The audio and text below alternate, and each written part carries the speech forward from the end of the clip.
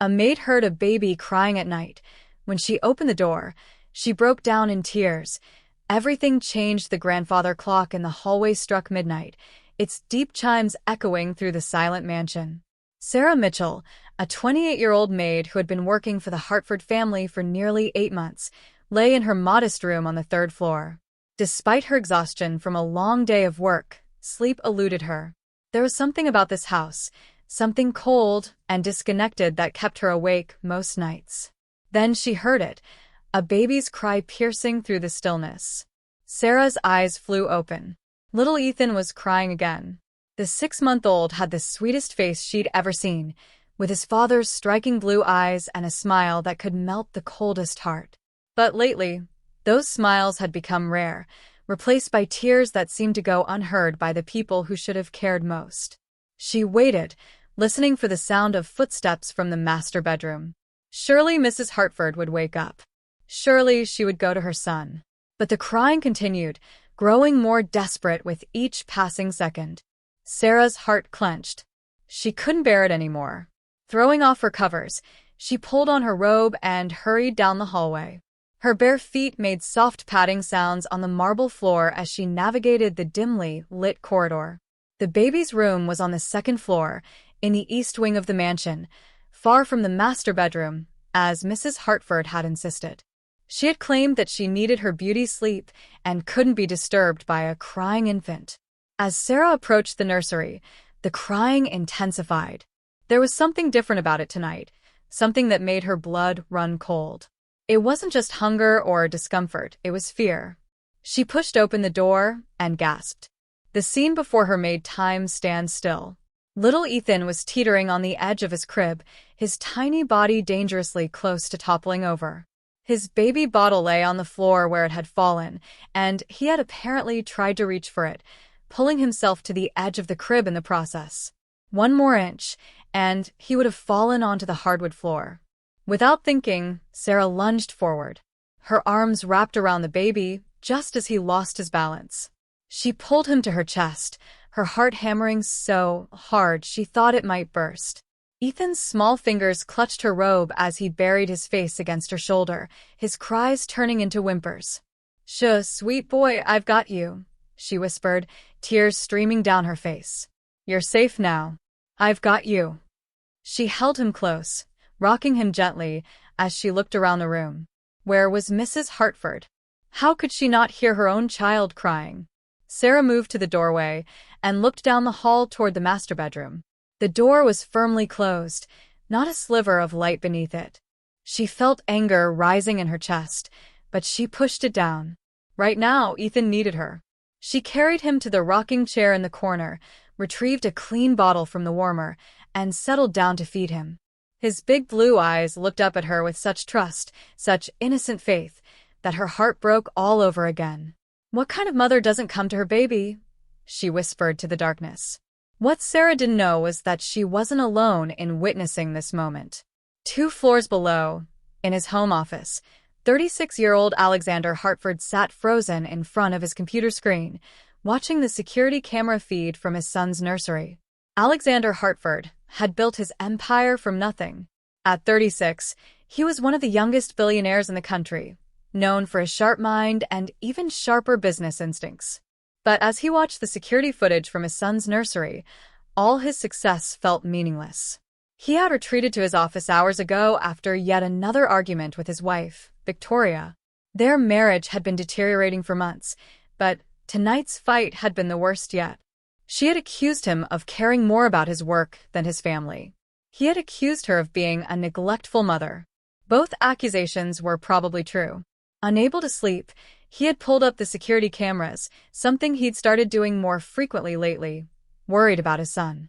What he witnessed made his blood run cold. Alexander watched in horror as his 6-month-old son nearly fell from his crib. He saw Sarah, his maid, rush into the room and catch Ethan just in time. The relief that flooded through him was immediately replaced by a rage so intense he had to grip the edge of his desk to keep from throwing something. Victoria was supposed to be watching the baby monitor. She had insisted on having him in the bedroom, claiming she wanted to be close to their son. But as Alexander pulled up the feed from the master bedroom, He saw her sleeping peacefully, the monitor sitting dark and unplugged on her nightstand. This wasn't the first time. Over the past few weeks, he had noticed a pattern. Sarah was the one who responded to Ethan's cries, who fed him in the middle of the night, who soothed him when he was fussy. Victoria barely seemed to notice her own child existed. Alexander's jaw clenched as he watched Sarah rock his son, her gentle voice barely audible through the camera's microphone as she sang a soft lullaby. The tenderness in her actions, the genuine care in her eyes, it was everything a mother should be. Everything Victoria wasn't. He had given his wife every chance. He had hired help, arranged for nannies, suggested therapy for what he suspected might be postpartum depression. But Victoria had refused it all, insisting she was fine while simultaneously doing everything possible to avoid spending time with their son. Tonight was the final straw. Alexander saved the security footage to his private drive, his mind already working through the implications. He was a businessman first and foremost, and he understood that decisions made in anger were often regrettable. But this wasn't anger. This was clarity. His son's life had been in danger, and his wife hadn't even bothered to wake up. He thought about Sarah, the quiet young woman who had come to them through an agency 8 months ago. She had been professional, efficient, and unremarkable, or so he had thought. But over the past few weeks, he had noticed how she looked at Ethan, how her face softened whenever she held him. He had seen her smile when the baby laughed, seen her worry when he seemed fussy. She cared for his son more than his own mother did. The realization settled over him like a weight. His marriage was over. He had known that for a while now. But this wasn't just about his relationship with Victoria anymore. This was about Ethan's safety, his well-being, his future. Alexander pulled out his phone and made a call, despite the late hour. His attorney, Marcus Chun, answered on the third ring, his voice groggy. "Alex? It's 1 a.m. What's wrong?" "I need you to prepare divorce papers," Alexander said, his voice steady despite the turmoil in his chest. "And I need documentation for full custody. I'll send you a file, security footage from tonight. I want this handled immediately." There was a pause on the other end. Marcus had been Alexander's attorney for over a decade. He knew better than to ask unnecessary questions. "I'll have everything ready by Monday morning." "Are you sure about this, Alex?" "I've never been more sure of anything in my life," Alexander replied, his eyes still on the screen where Sarah continued to rock his son. "My son's life was in danger tonight, and his mother didn't even wake up. I won't let this happen again."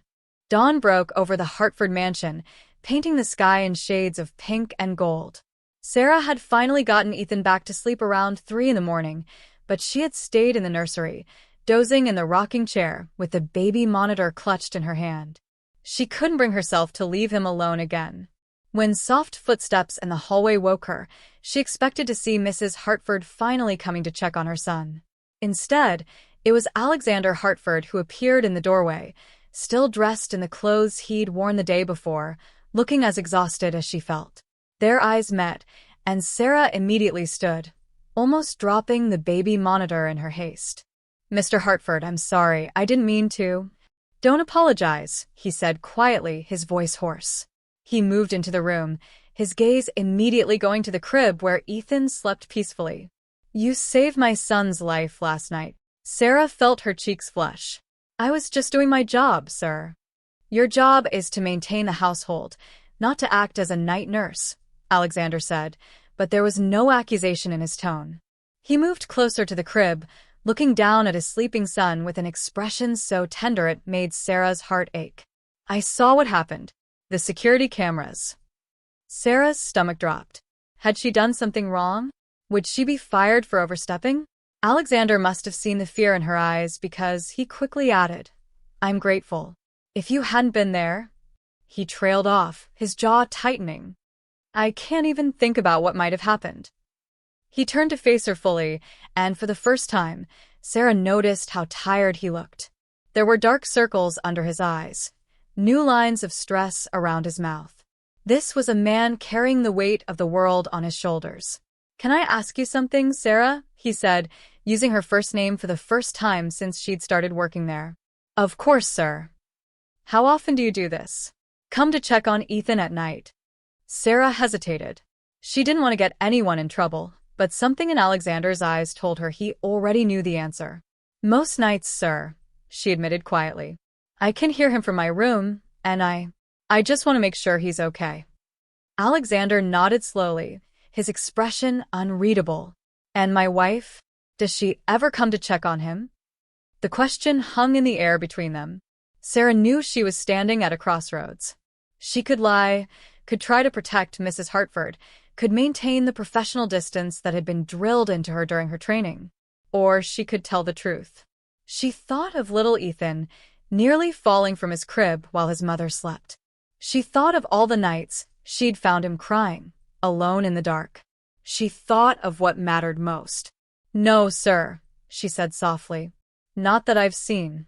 Alexander's eyes closed briefly, as if he'd taken a physical blow. When he opened them again, there was a steely determination in them that hadn't been there before. Thank you for your honesty, he said. And thank you for caring for my son when others should have been doing so. Before Sarah could respond, the sound of heels clicking on the marble floor echoed down the hallway. Victoria Hartford appeared in the doorway, immaculately dressed in a designer pantsuit, her makeup perfect despite the early hour. Alexander? What are you doing in here? She asked, her tone sharp with irritation. Then her eyes landed on Sarah, and her expression hardened. And why is the maid in the nursery? She has other responsibilities. The maid, Alexander said, his voice dangerously quiet, was preventing our son from falling out of his crib and cracking his skull on the floor. Something you would have known if you'd bothered to check the baby monitor. Or if you'd bothered to wake up when he was screaming. Victoria's face paled, but she quickly recovered, lifting her chin defensively. I was exhausted. You know how tired I get. That's why we hired help. We hired help to assist you, not to replace you as a mother. Alexander shot back. Sarah isn't a night nurse. She's a maid who happens to have more maternal instinct in her little finger than you have in your entire body. How dare you? How dare I? Alexander's voice rose, and Ethan stirred in his crib. Immediately, both he and Sarah moved toward the baby, but it was Sarah who got there first, gently placing a hand on Ethan's back to soothe him without waking him fully. Alexander watched this exchange, and something in his expression shifted. Victoria watched too, and for the first time, Sarah saw genuine emotion cross her employer's face, not love or concern, but something that looked almost like jealousy. We need to talk, Alexander said to Victoria, his voice returning to that dangerous calm. In private. Now.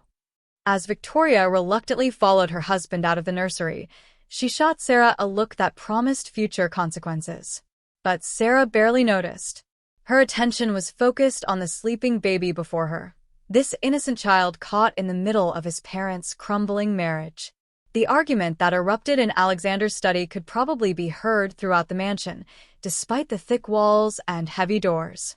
Sarah tried to focus on her morning duties, dusting the library shelves and straightening the already perfect cushions in the sitting room, but she couldn't help overhearing fragments of the heated exchange. Never wanted this. Victoria's voice carried down the hallway, sharp and bitter. Then why didn't you say something? Alexander's response was quieter, but no less intense. Why did you lie to me? Sarah moved away, not wanting to eavesdrop, but the words followed her. She had wondered about the Hartford marriage, of course. It was impossible not to notice the separate bedrooms, the lack of warmth between them, the way Victoria seemed to treat motherhood like an inconvenient obligation rather than a blessing. But hearing the truth laid bare was different. She made her way to the kitchen, where the head cook, Martha, was preparing breakfast. The older woman had worked for the Hartfords for 15 years and had seen it all. Quite a morning, Martha said without looking up from the eggs she was whisking. I don't know what you mean, Sarah replied automatically, maintaining the professional discretion she'd been taught. Martha snorted. Child, I've been in this house long enough to know when a storm is brewing. And this one's been coming for months. She paused, then added more gently. You did good last night. I saw you on the monitor in the kitchen. We have feeds there too for security. That baby is lucky to have someone who cares about him. Sarah felt tears prick her eyes. He's a sweet boy. He deserves better than. She trailed off, but Martha nodded knowingly. Then a mother who sees him as an accessory that didn't quite fit her lifestyle? Yes, he does. The older woman set down her whisk and turned to face Sarah directly. Mr. Hartford is a good man. A bit consumed by his work, perhaps, but he has a good heart. He'll do right by that child. You'll see. Before Sarah could respond, one of the other staff members appeared in the kitchen doorway. Sarah? Mr. Hartford wants to see you in his study. Sarah's heart dropped. This was it. She was going to be fired, caught in the middle of a marital dispute, blamed for causing trouble. She smoothed down her uniform and made her way to the study, her mind already racing through her limited options. She had some savings, but not much. Finding another position would take time. She knocked softly on the heavy oak door. Come in, Alexander's voice called out. She entered to find Alexander alone, seated behind his massive desk. His tie was loosened, his hair disheveled as if he'd been running his hands through it. Victoria was nowhere to be seen. Please sit down, he said, gesturing to one of the leather chairs across from his desk. Sarah sat, her hands folded in her lap, trying to maintain her composure. Alexander studied her for a long moment before speaking. I need to ask you something, and I need you to be completely honest with me. Can you do that? Yes, sir. Do you care about my son? The question caught her off guard. Of course I do, sir. Ethan is a wonderful baby. That's not what I asked, Alexander said gently. I didn't ask if you think he's wonderful. I asked if you care about him. Really care about him. Sarah met his eyes, and in that moment, she decided that honesty was the only option. Yes, sir. I care about him very much. More than is probably professional, but I can't help it. She paused, searching for the right words. He deserves so much love, and I hate seeing him alone and crying. It breaks my heart. Alexander nodded slowly, as if confirming something he'd already known. My wife and I are getting divorced, he said bluntly. The papers are being drawn up as we speak. I'm filing for full custody of Ethan. Sarah didn't know what to say to that, so she remained silent.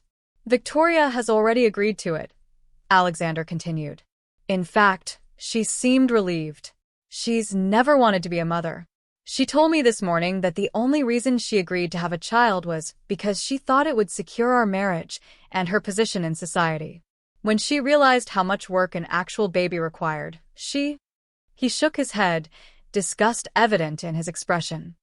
She checked out. Completely. I'm so sorry, sir, Sarah said quietly. Don't be. The truth is, our marriage has been over for a long time. We were just going through the motions. But I won't have my son grow up in a home where he's treated like an inconvenience. Alexander leaned forward, his elbows on his desk. Which brings me to why I asked you here. I need to make some changes, Sarah. Big changes. And I'd like you to be a part of them.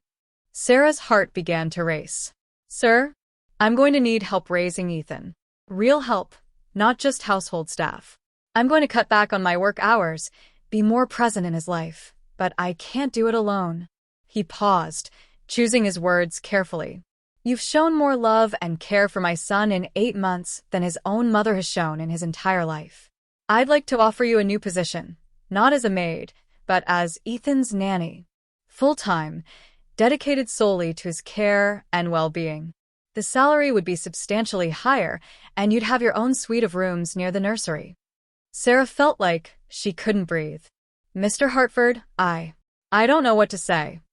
Say you'll think about it, Alexander replied. I know this is sudden, and I know the situation is complicated. But I trust you with my son. You proved that last night. His voice grew rough with emotion. You saved his life, Sarah. And you've been the one caring for him all these months when I was too blind to see what was happening in my own home. 3 weeks later, Sarah stood in her new suite of rooms, still marveling at the transformation her life had undergone. The rooms were beautiful, spacious and bright, with a sitting area, a large bedroom, and even a small office space. But the most important feature was the door that connected directly to Ethan's nursery, allowing her to hear and respond to him instantly. The divorce proceedings had moved with shocking speed.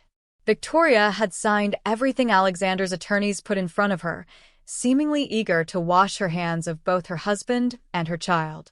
She had moved out within a week, taking only her personal belongings and a generous financial settlement. She hadn't even said goodbye to Ethan. Sarah had watched all of this unfold with a mixture of sadness and relief. Sadness for Ethan, who would grow up knowing his biological mother had chosen not to be part of his life. But relief that he would no longer be subjected to neglect and indifference. Alexander had been true to his word, cutting back on his work hours dramatically. He now spent his mornings in the office and returned home by early afternoon to spend time with his son. Sarah had witnessed a transformation in him as well. The distant, work-obsessed billionaire was slowly becoming a devoted, hands-on father. She often found him in the nursery, reading to Ethan even though the baby was too young to understand the words. Or she'd discover them in the garden, Alexander pointing out flowers and birds to his son, narrating their world together. It was beautiful to watch, and it filled Sarah with a warmth she hadn't expected. This particular afternoon, Sarah was preparing Ethan's bottle when Alexander appeared in the kitchen, the baby in his arms.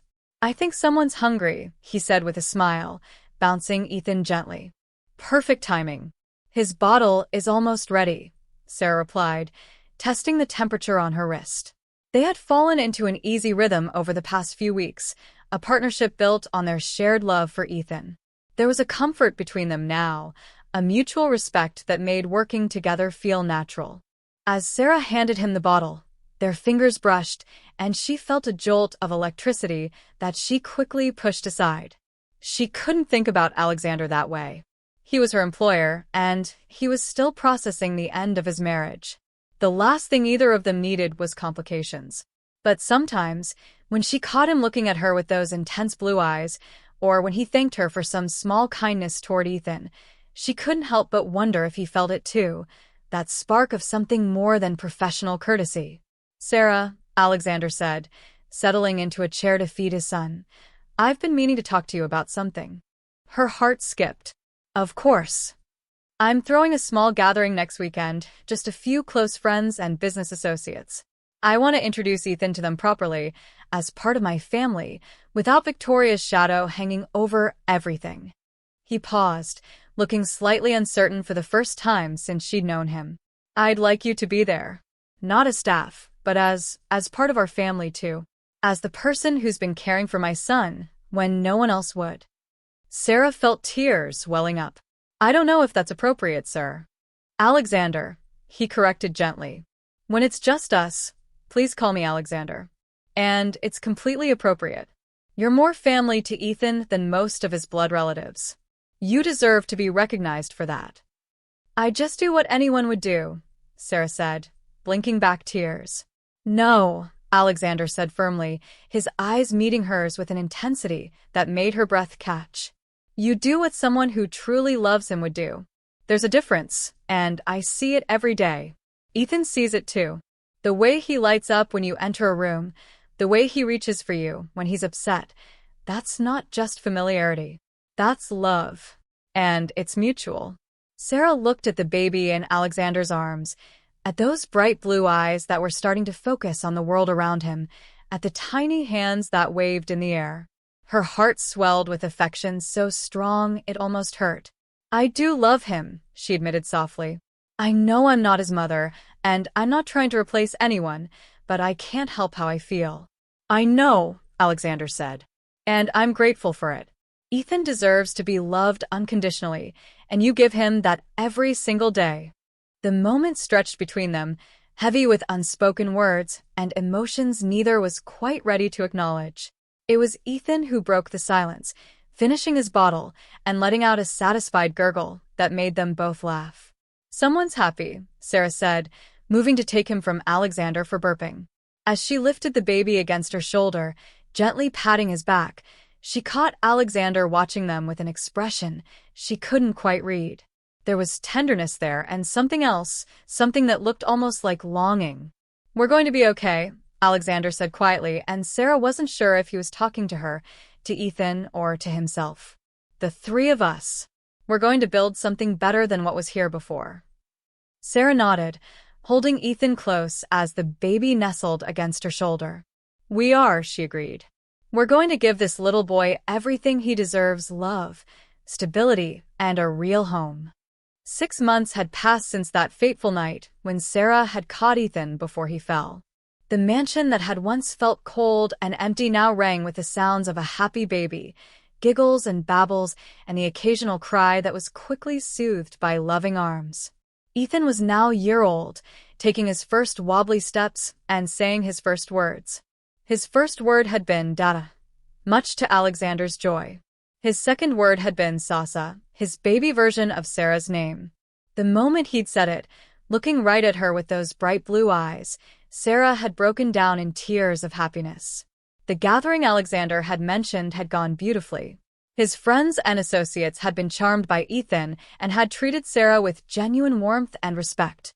Several of them had commented on how happy Alexander seemed, how different he was from the stressed, distant man they'd known during his marriage to Victoria. But the biggest change was in Alexander himself. He had become the father Ethan deserved, present, attentive, and deeply involved in every aspect of his son's life. He read bedtime stories, gave bath time, and had even learned to make Ethan's favorite pureed vegetables. Watching him transform had been one of the greatest privileges of Sarah's life. And somewhere along the way, their relationship had shifted too. It started with small things, lingering glances, gentle touches when passing Ethan back and forth, conversations that stretched late into the night after the baby was asleep. Alexander began asking Sarah to join him for dinner, just the two of them after Ethan was down for the night. They talked about everything, their childhoods, their dreams, their fears. Sarah learned that Alexander had built his empire not for wealth or status, but to prove something to himself and to the father who had never believed in him. Alexander learned that Sarah had given up her dreams of nursing school to care for her sick mother, and that she'd taken the maid position to pay off medical bills after her mother passed away. They found in each other a deep understanding, a shared commitment to giving Ethan the love and stability he deserved. But they also found something more, a connection that went beyond their roles as father and nanny. It was a sunny afternoon in early spring when everything finally came to a head. Sarah was in the garden with Ethan, helping him practice walking between the flower beds, when Alexander returned home early from work. He stood on the terrace, watching them, a soft smile on his face. Ethan saw his father and squealed with delight, taking several stumbling steps toward him before Sarah caught him with a laugh. Alexander jogged down the steps to join them, scooping his son into his arms and spinning him around. "Look at you, walking like a big boy," he exclaimed, and Ethan giggled with pure joy. Sarah stood back, watching them together, her heart so full it felt like it might burst. This was what family looked like. This was what love looked like. "Sarah," Alexander said, turning to her with Ethan still in his arms, "I need to tell you something." She felt her pulse quicken. "Okay. These past months with you and Ethan, they've been the happiest of my life. Coming home isn't just a routine anymore. It's everything. You've given me that. You've given us that." "Alexander, please let me finish," he said gently. "I know this is complicated. I know there are power dynamics to consider, and I know you might not feel the same way, but I have to tell you the truth." He set Ethan down, letting the baby toddle over to examine a butterfly on a nearby bush, and took Sarah's hands in his. "I'm falling in love with you, Sarah. Actually, I think I've been falling in love with you for months now. The way you care for my son, the way you've brought light back into this house, the way you make me want to be a better man, I can't imagine my life without you in it." Sarah felt tears streaming down her face. "I love you too," she whispered. "I've been so scared to admit it, scared it was wrong or inappropriate, but I can't help it. I love you, and I love Ethan, and I love the family we've become. Not just as Ethan's nanny, but as my partner. As part of our family, in every way that matters." "Are you asking me to?" "I'm asking you to take all the time you need," Alexander said. "I'm not rushing you into anything. But I'm also telling you that when you're ready, I'll be here. We'll be here, building a life together, raising this beautiful boy together, loving each other the way we were meant to." Sarah looked over at Ethan, who had discovered a ladybug and was pointing at it with wonder. She thought about that night 6 months ago when she'd rushed into his nursery and caught him before he fell. She had saved him that night, but in truth, he had saved her too. He had brought her to this place, to this moment, to this man, and this love that felt like coming home. "I'm ready now," she said, looking back at Alexander with absolute certainty. "I've been ready for a while. I just didn't think I deserved you and Ethan and this happiness." "You deserve everything," Alexander said fiercely, cupping her face in his hands. "You deserve the world, and I'm going to spend the rest of my life making sure you know that." He kissed her then, gentle and sweet, and Sarah felt like her heart might actually burst from joy. When they broke apart, Ethan had toddled back over to them, demanding attention. They both laughed, and Alexander scooped him up, pulling Sarah into their embrace. "My two favorite people," he murmured, kissing Ethan's head and then Sarah's. "My family." Standing there in the garden, wrapped in Alexander's arms with Ethan between them, Sarah finally understood what home really meant. It wasn't a place, it was this.